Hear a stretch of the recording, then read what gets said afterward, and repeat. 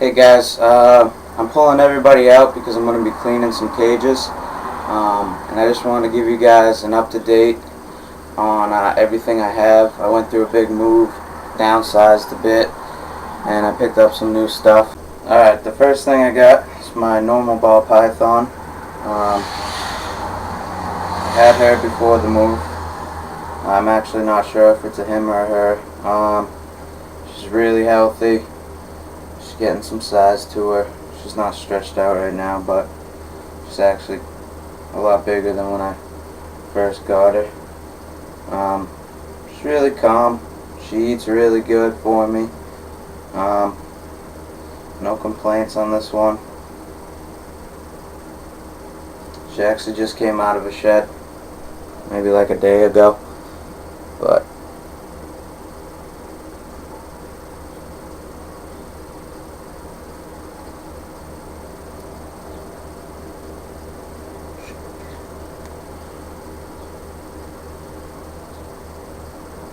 what are you doing, sweetie? Alright, I'm going to go ahead and clean her cage and then we'll move on to the next one. Alright, the next one is a new addition. I picked him or her up. I just couldn't resist. Kind of an impulse buy. There's something I just really like about snow corns. And I saw one sitting in there, so I just had to scoop them up. They're really cheap. They're easy to take care of. You know, feed them pinkies now. Really inexpensive pet, you know, but they're just really cool. I love the way they look. So that's him. I'm gonna put him back in his cage, clean his cage, and we'll move on to the next one. Next one you guys have seen. It's my green iguana. His name's Noodle. He's actually doing pretty well. Surprised at how calm he is. He's still really skittish. He'll run away from me for days if I put him down, but once he's up, he's usually pretty good. But he's like a suicide jumper, man. He'll jump any place. So that's him. He's pretty calm.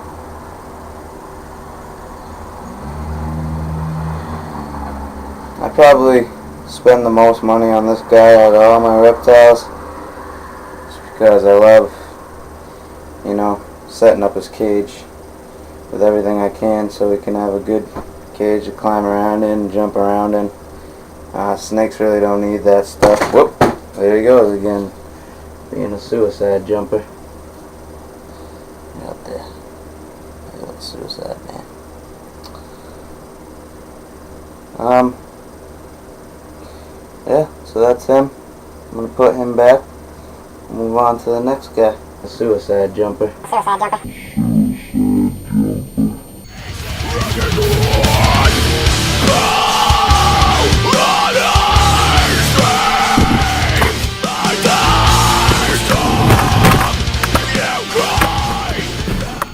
Okay, now we're getting into some snakes that I really like. I had to get rid of my other Burm.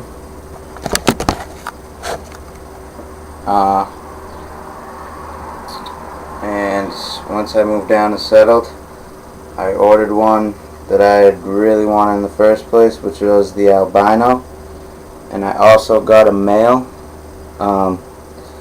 so we wouldn't be, you know, ridiculously big. I mean, I'd rather have a male than a female, just because, you know, it'll save me that few extra feet I'll need in the cage for them. I actually am picking up boa files for this guy and my next snake that I'm going to be showing you, because they'll need it, you know, quite soon. He's actually fresh out of a shed, and I don't know if you can see his colors, but he is like ridiculously bright orange and yellow, and he's a really cool snake. And he has his days. Don't even try to touch him when he's shedding, because I learned that the hard way. But other than that, you know, he's a really calm snake, you know. He lets me know when he's having a bad day, which has only been once so far, and it was when he was shedding. This guy was tiny when I got him. He was like a month old. Now he's like 2 months old, maybe a little bit more, and he's like doubled in size. The growth rate on these things are ridiculous.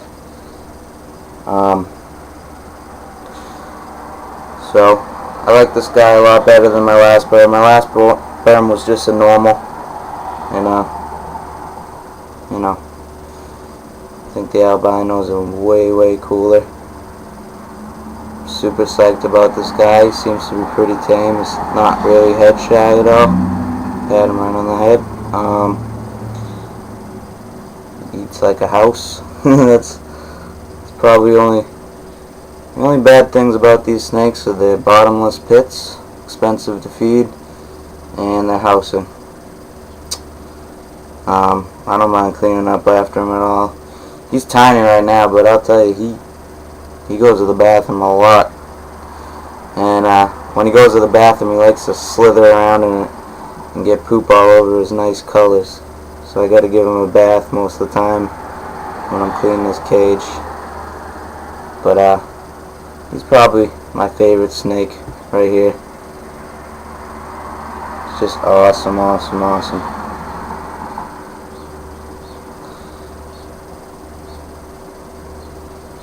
There he is. Yeah, I'll lay him down so I can show you guys. There he is. That is my albino Burm. Okay, my last but definitely not least is my female 100% het for albino red-tailed boa. She has been one of my favorite snakes for the entire time I've had her. She's kind of weird. She's a little flighty, you know. She's all over the place making fast movements.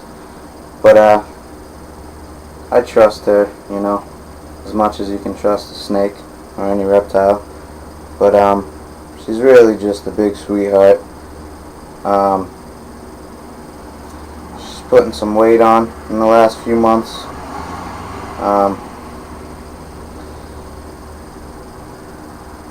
I'm almost at the point to moving her to medium-sized rats. She shed not too long ago as well. It's weird, they all like to shed at the same time. Just checking you guys out. No complaints about this snake. I think boas are amazing snakes to have as pets. I would even go as far as, you know, saying that they're good, almost a good fur snake. Just it's their size factor that puts them out of the fur snake range. But other than that, you know, once you've handled big snakes a few times, I'd say you're ready for a boa, because they're just really good pet snakes. I mean, you come across the mean ones, but most of the time those haven't been handled enough, or there's usually more to it of the reason why they're nasty. I'm sure there's some nasty ones that are just nasty because it's just the way they are, but you know, I'm actually excited about this girl because in a couple of years, one of my good friends has an albino male red tail that is, you know, with about the same age as her, and you know, we're not like breeders or anything, but we're definitely gonna try to get something out of that just for the experience. Hopefully get some albino boas out of it. I'll probably hang on to one, all that good stuff. But yeah,